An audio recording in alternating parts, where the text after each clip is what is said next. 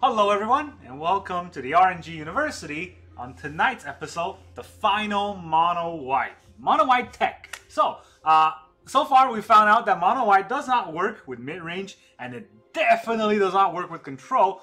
Not because the decks are absolutely bad, but because Arena hates it, right? Arena does not like it when we play mono white decks. That's not aggressive, so we're gonna tech into a sort of aggressive deck. This is a deck that I've played before in Lifegain, but we're going to tech it even further by adding in Faithful Absence to have removal, and I cut a Kayla's command. So overall the deck looks very similar. Let me just go through the deck list again. We start with 4 Hopeful Initiate and 4 Lunarch Veteran. Right? We have a very important early game drop just so that we can stay relevant on the board. Again, we don't have field clings, we don't have a lot of control elements, so we have to make sure that our board presence are present.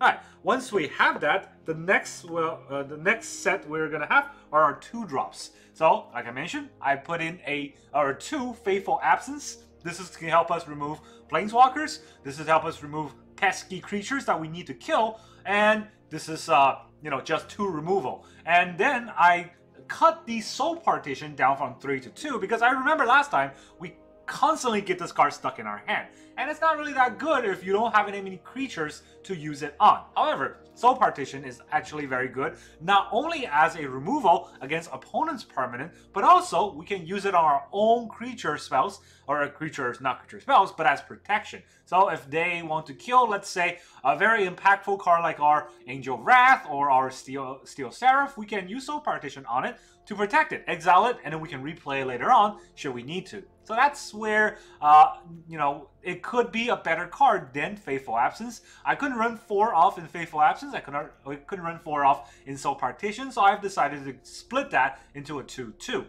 Then, of course, for creatures, we have 4 Giada, Font of Hope, an angel that pumps other angels. She's also sort of a mana dork. And we have Voice of the Blessed, the sort of the win con of the deck. Whenever we gain life, put a +1/+1 counter on him, and if he has 4 +1/+1 counter, it has flying. If he has, 10, it will be indestructible. But really, if we get the 10 +1/+1 counter, we probably already won that game anyways. Alright, then in the 3-drop, for Inspiring Overseer, for card draw, life gain, good tempo card to give us card advantage, but also synergizes with Voice of the Blessed.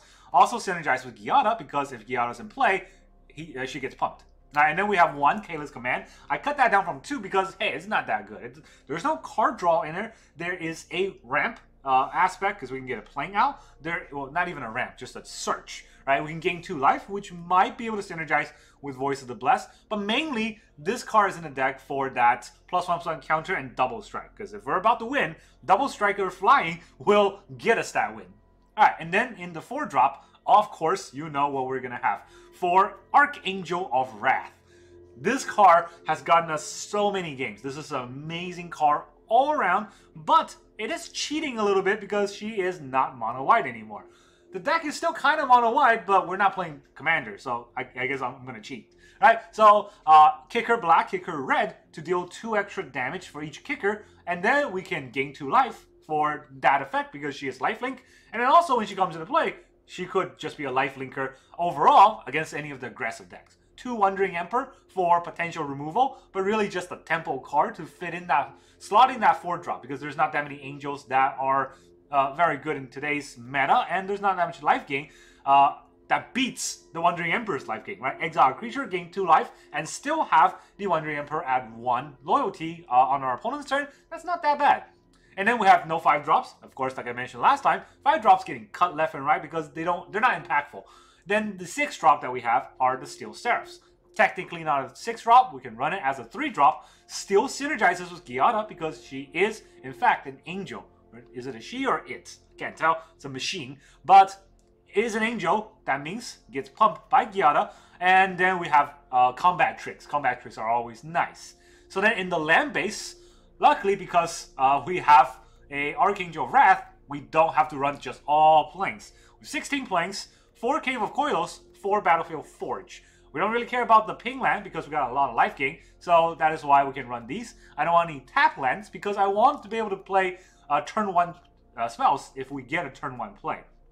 One Gonjo, just to be sure, so we have 25 lands total. That is the deck list. It's very similar to the last time I played this deck. The only big difference is that I cut a Kayla's Command, and I cut a Soul Partition, and I add into Faithful Absence. I want to see how well this deck works, but also I want to see how well this deck can match up or compare to the other decks that I tried this week. The other two mono white decks have just been horrendous, and the mono white soldier deck obviously is strong because that is top tier in the meta. Unfortunately, it's just disgusting playing it. I feel dirty.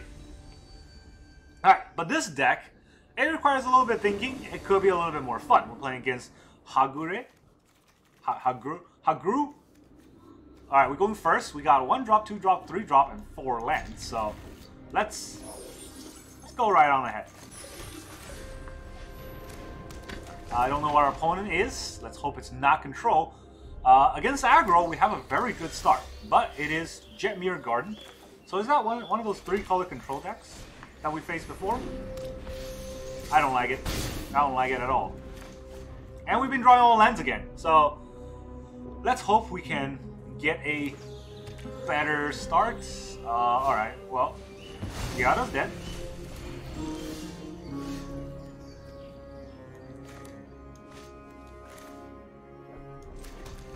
Let's get Inspiring. Okay, well, Hopeful Initiate going in for more damage. 2 Jetmir Garden. That's interesting. Rafine. So it's a conniving deck.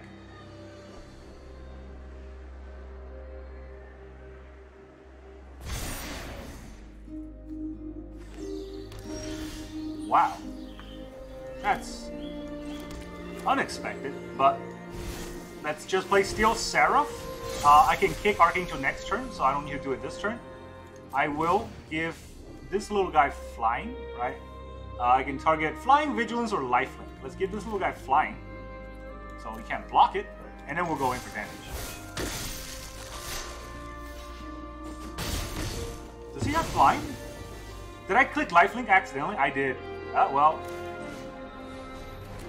I thought I clicked Flying. I honestly thought I clicked Flying. I don't know what happened there. But, you know, sometimes I'm too high for my own good. Spirited Companion. Rafine's Informant.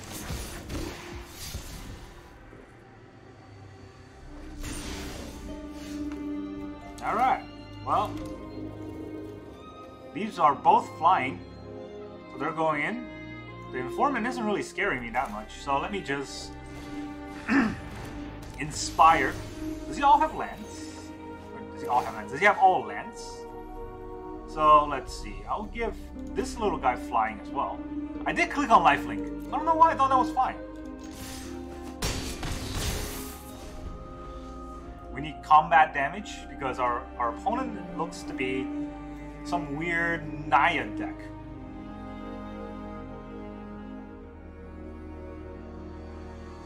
Has 4 mana. Maybe he's going to Wrath us. No, he's going to Ramp. Because that's what he needs to do this turn.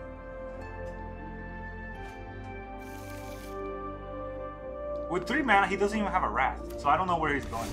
Oh, and then he has Rafine Tower. That's a greedy deck. Lay down arm, okay. Really? So yeah, I don't agree with whatever that play was, but it is what it is.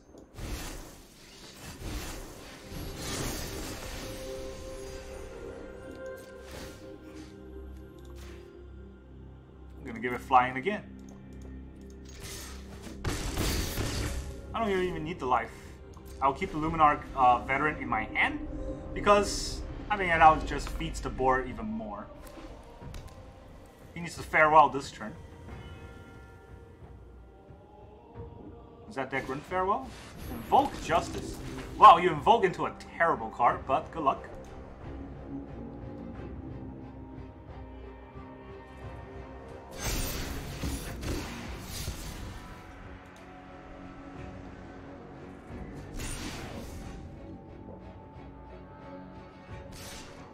Okay, attack for 3. Our opponent still thinks he can win.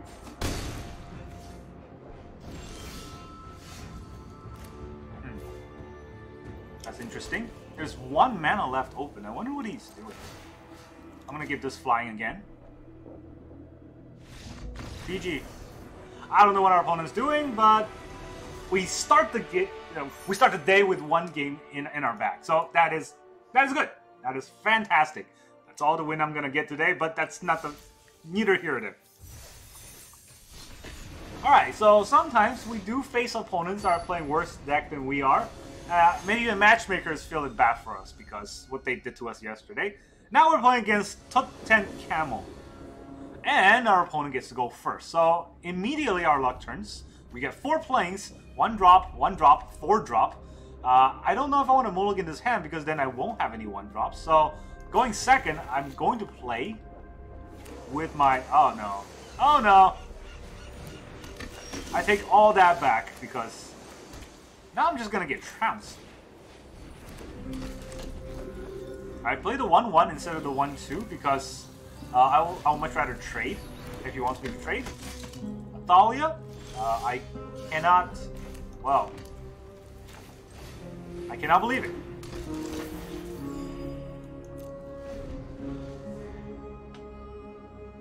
I cannot play the Soul Partition because they have Thalia and I draw the only 2-drop. Oh, I guess Fateful Absence is another 2-drop that could not be cast. So he probably has another Thalia, right? If I double block, he gets to kill 1 and play his second Thalia. That's fine. Is it fine? If he plays his second Thalia here, do I care? Maybe he has a Gonjo. You know what? I'm not going to block. Ha! That was right. Time to be inspiring.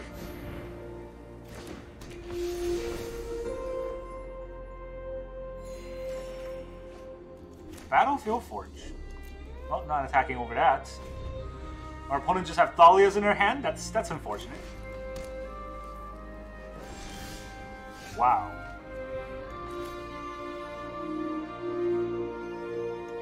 Do they have...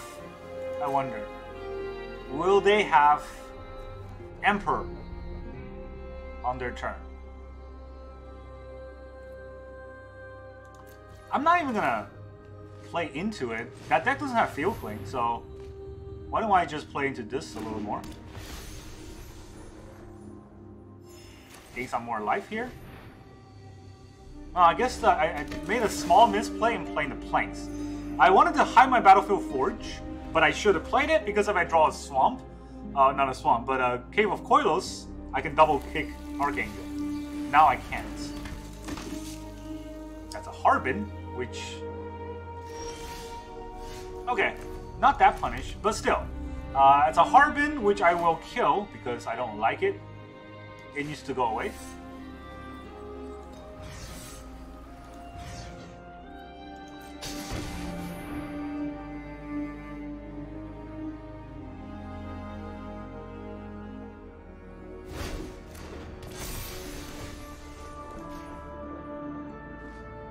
Maybe he has a protection spell, but we force it out. He doesn't have a protection spell. Whoa, okay. What?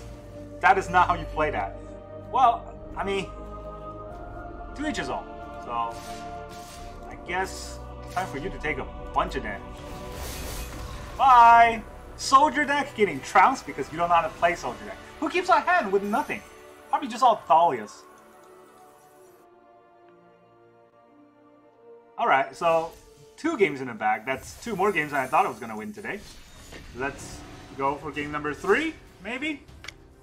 Your creatures can attack your opponent or their Planeswalker. You don't say. When you click a creature to attack with, click the Planeswalker or their opponent to decide what they're attacking. That's no fun. Tell them to drag. Come on. The fun part about attacking your opponent's Planeswalker is that you can drag the attack to them. Make them really feel it. There are no mistakes, only that's not how you, I guess. You want to put it that way. All of my plays have been sound strategies. Oh no, the Fairy Avatar, Arutha, you're going to be a terrible opponent to me. Control deck nonsense. Black, Evolve Sleeper. Okay, I guess we're doing that today. Let's try the Lunarch.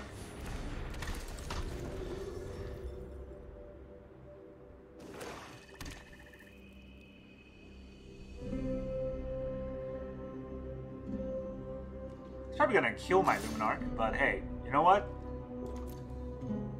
If he kills the Lunarch, I'm playing a Giada. If he doesn't kill the Lunarch, I'm playing the voice.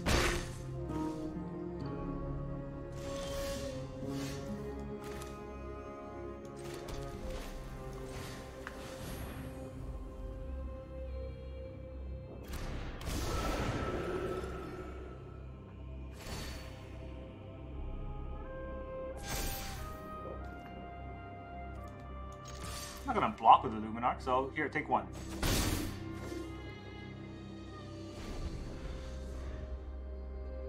Black aggro deck? With the removal on the voice? Very likely, but hey, you know what? It is what it is. He can evolve, he can grow it. No, let's see if he has removal. Because, honestly, I'm not blocking a 2-2 here. I have a Lifegain deck. Liliana! No more distractions. You sure that's the right play? Sacrifices must be made. A lot of players plays weird. But hey, you know what? I'll let you have it.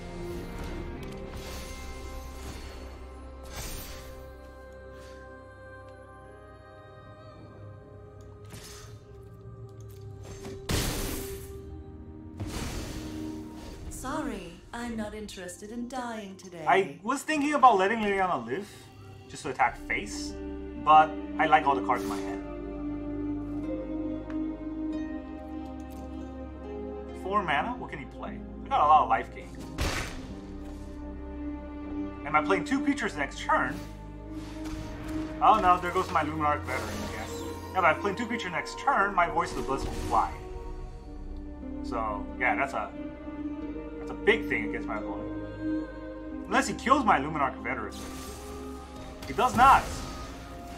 Got a little bit scared there on what he would do. So, now that he basically tapped himself out, I get to play 2 creatures, gain 2 life,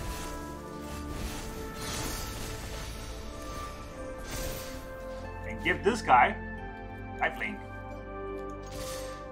Oh no, not you. Flying Vigilance lifelink, 7/7. It's kind of scary card. Maybe he'll invoke me. Come on, invoke me. See where that gets you. Does it give Vigilance, not just flying? That's crazy. Oh, a Shieldred. Okay. You sure that's the right play in that turn? I mean, I guess that card is probably worse. I'll draw.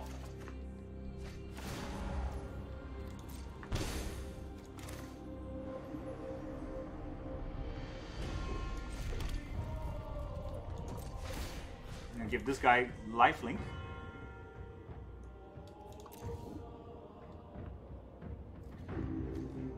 Attack with this. Should I also attack with the Veteran? Yeah, I want to stop the Graveyard Trespasser from flipping. So, I'll also attack with the Veteran.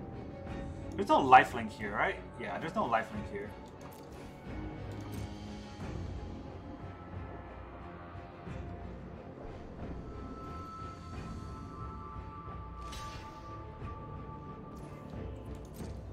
Go down to 6. No, 4, and then grows back up to 6. Now it's an 8/8.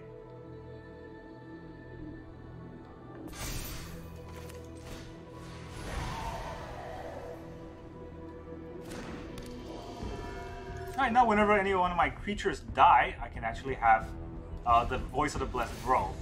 And I can also use the Hopeful Initiate's effect to kill an artifact or enchantment. I always forget about that.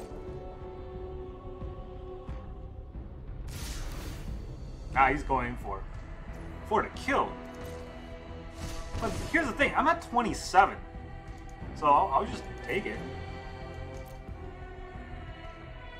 What would you do if I just take it? You're gonna grow the Evolved Sleeper? Deal 27 damage to me in one turn? Not sure if you can do that.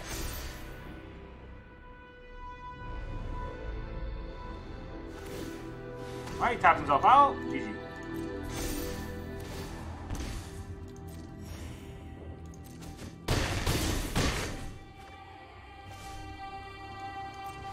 And we win! Game 3! Unbelievable! Apparently this deck is better than the Soldier deck. With the way we're winning. Also, it just goes to show you. You just gotta whine at the matchmaker enough times that they eventually put you up against good matchups. Are those good matchups though? To be fair, I feel like I've been getting good draws. The matchup hasn't been that good because if they invoke me, I probably would have lost those games. So if they had a solid removal against my Voice of the Blessed, my one card. Oh no, now we're playing against Sufferer. And this is the first game where we did not have a 1-drop.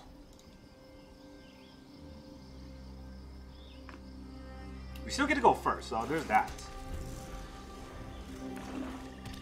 Black. Evolved Sleeper. Okay, let's get out our Giada. There's no point in putting on a Voice of the Blessed, it would just die.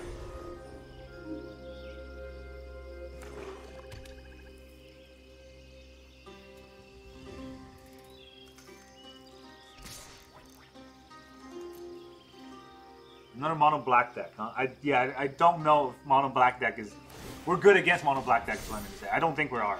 I think mono black deck eats us alive. Cut down. Deck's full of removal. The last opponent is just bad at drawing cards.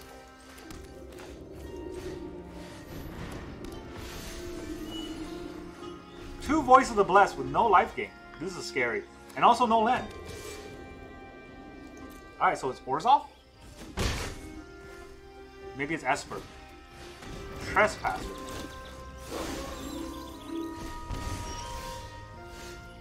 No land, huh? 3 lands. Nothing else to play.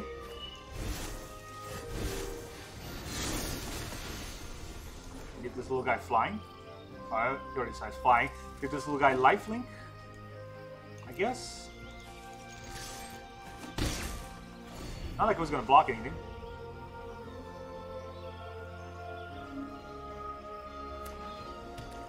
Takenuma. So yeah, Orzhov so far. I hope he plays Shieldred. I really just hope he plays Shieldred.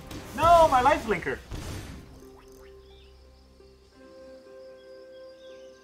Alright. I think we're going to lose because we didn't draw a land. So if we don't draw a land next turn, I'm just going to leave. Not going to waste my time on a game that I stand no chance in. Oh, there is a land. And play 2 Voice. Have those both get removed. And cry.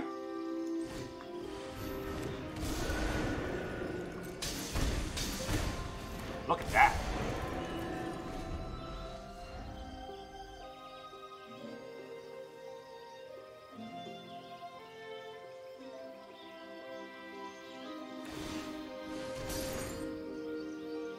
Still way behind. Our opponent's removal really eats our lunch. That's the problem. Did we get to go first here? I think we did, but we didn't have a 1-drop, right? So yeah, honestly, we've been on a tear, so it's about time that we lose. Attack for 2, no blocks.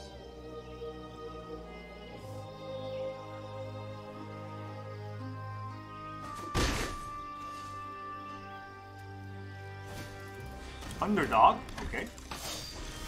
Oh, a land. Land, you say, huh?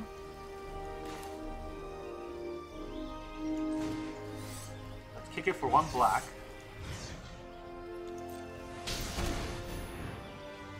And then we can take all the...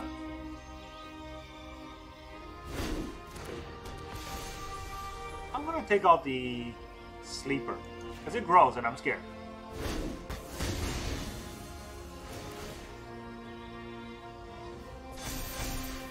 Alright, these are 3/3s now, so it will survive a little bit better. But I'm not going to attack because I need blockers.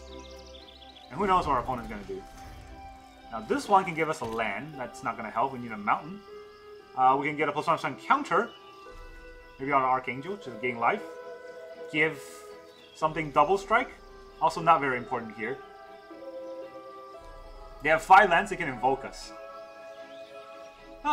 Orzhov is scary. 2 Bankbusters.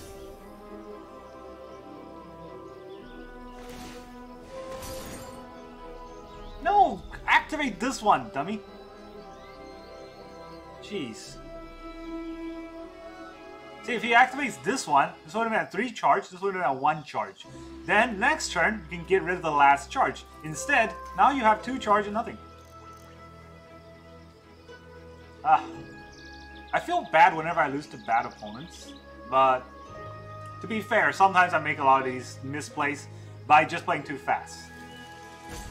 Our opponent's definitely not playing too fast, I'll give you that. Look at that soldier. Even if you bought the pet, why would you have a soldier as a pet? Everybody hates soldiers now. Just turns on the salt to all the meta players. Alright, just rope out, you know, that makes sense. Why play the game when you can just rope?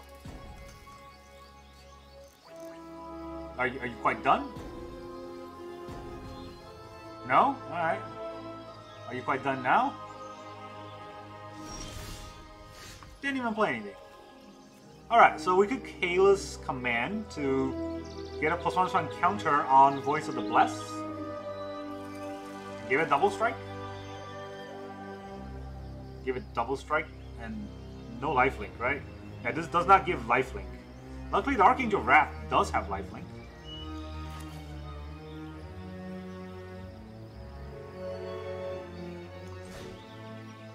Alright, we'll do this, and we'll gain 2 life, so that it will pump all of our board. It's kind of weird, but I'm doing it.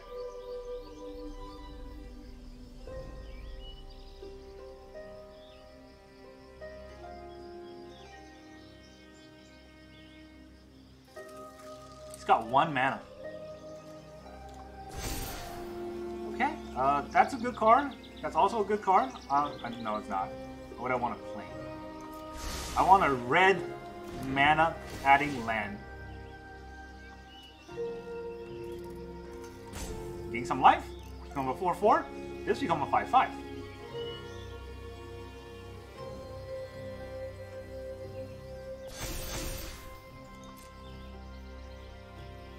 We'll attack with this. This is not lifelink. This is lifelink. So we'll go to 14. That's fine. If we go to 14, I can take some damage then. That's why I'll attack with the Inspiring Overseer. I'll hold back on the Voice of the Bless. Will he double block? Will he turn the Bankbuster to block 1 voice? If he does, he'll have to block the other voice, which he would. So yeah, I'm just gonna attack this way. If he doesn't block the Voice of the Bless, he'll take 10 damage. And he can't kill the voice because it's a 5/5, double strike it. Let's see if he knows what double strike is. You never know. Okay, he does. So he's not blocking weirdly.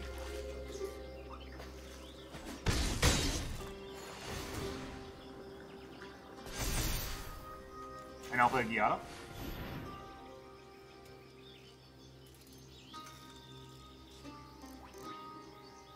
And he's just holding a priority for the Bankbuster. Jeez, some player.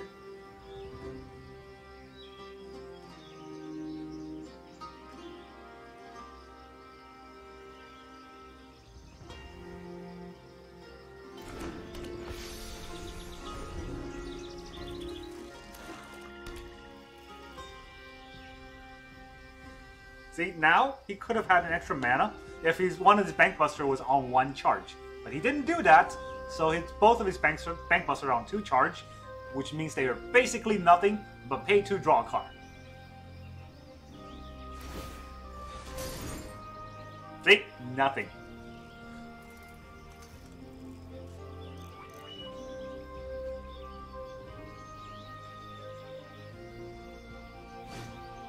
Another Trespasser. That's not a good play. You can exile a creature to gain a life, but 14 life is not going to save you against a board of flyers. And every single one of these creatures will fly.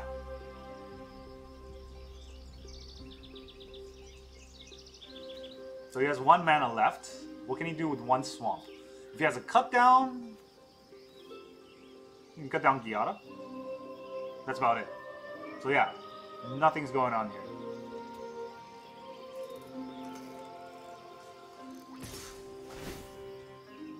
He's attacking. That's really something. Alright, he didn't even want to exile my Kayla command. Oh no, it's not flipped. So if I block it, can he pump it for 2? I don't think so. So you know what? It's not Death Touch. I'll just block it.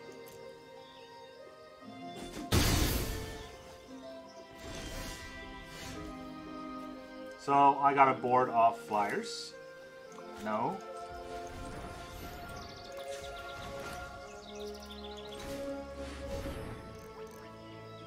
That's a lot of angels out. 1, 2, 3. So this will get +3/+3. GG. And we still won. I thought we were going to lose that game. But you know what? Our opponent is not good at the game, but they just decided to slow roll us, which generally speaking should be punished and should lose.